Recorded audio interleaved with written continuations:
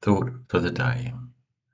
The soul carries a memory of the glory of heaven, a time when we lived in communion with a divine grace, a place in love, without time and without fear, a universe where all was made possible by the thought that it should be so.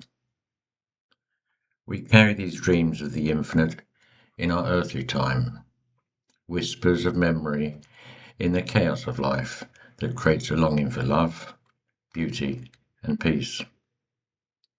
And so, our endeavour is to build our heaven on earth, moments where the loves we hold of life creates a place where the divine threads can be felt and its love known.